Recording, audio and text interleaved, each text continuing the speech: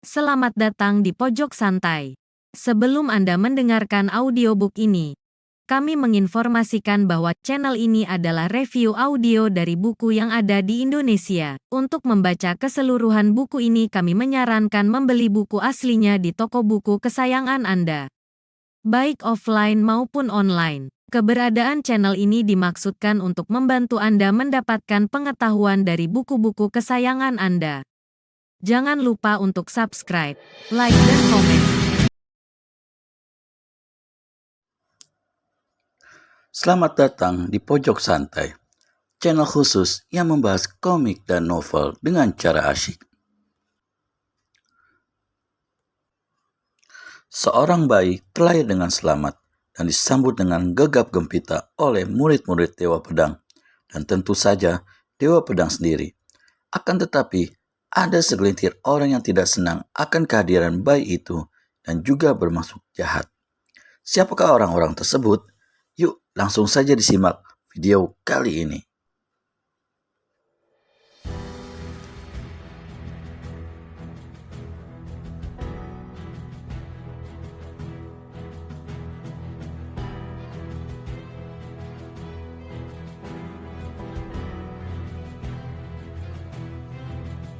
Nyai Rengganis ingin dukun bayi itu mati? Tanya Ganis menebak. Wanita yang bernama Rengganis itu hanya tersenyum sinis. Akan kukerjakan malam ini juga, Nyai, kata Ganis seraya berdiri. Bagus, sambut Rengganis. Tunggu dulu Kakang Ganis. Selak laki-laki yang duduk paling kiri. Di punggungnya tersandang sebilah pedang. Ada apa lagi, adik garang? Tanya Ganis. Dukun bayi itu sudah pulang diantar oleh 6 murid tingkat 3. Kau tidak mungkin bisa membunuhnya dengan mudah. Apalagi Dewa Pedang menyuruh Badar untuk menjemput kembali dukun itu, kata Ganang. Kalau begitu, sebaiknya aku ikut Ganang, katanya Nyai Rengganis. Kalau begitu, sebaiknya kau ikut Ganang, katanya Nyai Rengganis. Kami bertiga, Nyai, selak orang yang duduk di tengah seraya berdiri. Senjatanya sepasang kapak yang terselip di pinggang. Tidak, Gamar, kau tetap di sini. Masih ada tugas yang lebih penting untukmu, tolak Rengganis. Tugas apa? Tanya Gamar. Kau harus tetap menguping semua pembicaraan Dewa Pedang. Pada saat seperti ini, satu patah kata yang diucapkannya merupakan perintah yang tidak bisa ditawar lagi. Dan itu sangat penting bagi kita, kata Rengganis. Benar, adik Gamar.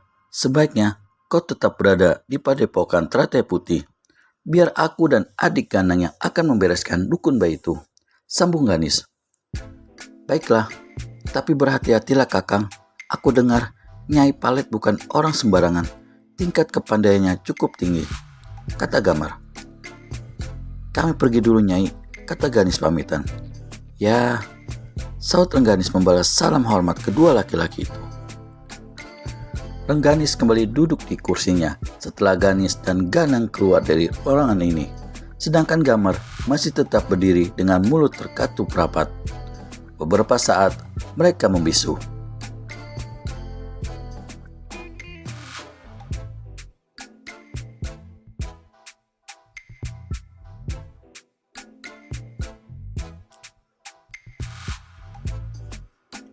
Sebaiknya aku juga segera pergi, Nyai, kata Gamar. Untuk apa? Tanya Rengganis. Tidak apa-apa, hanya... Gamar tidak melanjutkan ucapannya. Kau takut ada yang melihatmu di kamarku ini? Jangan khawatir, Gamar.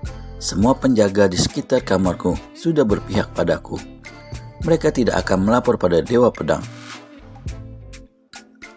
Apalagi sekarang ini, dia tentu sedang menumpahkan perhatiannya pada Larasati, kata Rengganis sambil tersenyum manis.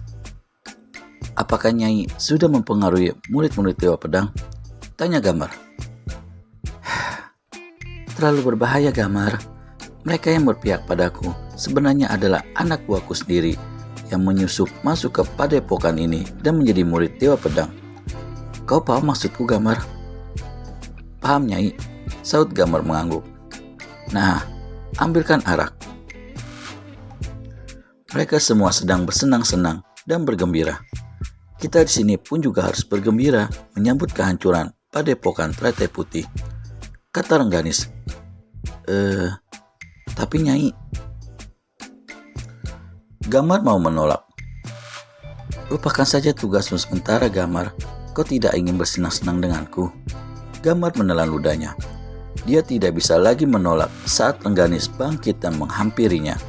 Tangan wanita itu langsung melingkar di leher Gamar. Wajah mereka begitu dekat, sehingga desah napas Rengganis begitu hangat menyapu kulit wajah Gamar. Mereka tidak peduli dengan keadaan dan lupa akan semua pembicaraan yang tadi berlangsung beberapa saat. Yang jelas, kini mereka telah berada dalam kamar saling menyatukan kenikmatan. Hanya desah napas yang terdengar. Dari hari ke hari, kesibukan di Padepokan Teratai Putih terus berlangsung. Seluruh sudut dihias dengan umbul-umbul yang beraneka ragam, serta hiasan lain yang berwarna-warni. Semuanya membuat suasana Padepokan Teratai Putih itu semakin semarak. Murid-murid Padepokan itu tidak kenal lelah. Semua kerja keras menyiapkan pesta berkenaan dengan kelahiran pewaris tunggal Padepokan Teratai Putih. Namun dari semua keceriaan dan kesibukan persiapan pesta itu seperti tidak ternikmati oleh Rengganis dan 3 bersaudara yang menjadi pengawal pribadinya. Di depan Dewa Pedang maupun Larasati, Rengganis selalu menampakkan wajah penuh ceria, seakan-akan dia juga turut gembira dengan hadirnya seorang putra pewaris Padepokan ini. Gamar, bagaimana persiapanmu? Tanya Rengganis saat mereka berdua di kamar pribadi wanita itu. Semua tokoh-tokoh rimba persilatan yang memihak kita tinggal menunggu perintah saja, Nyai, kata Gamar. Bagus. Dan kau, Ganis? Tidak ada masalah, Nyai. Tepat pada hari yang telah ditentukan, seluruh anak buahku siap bergerak, saud Ganis.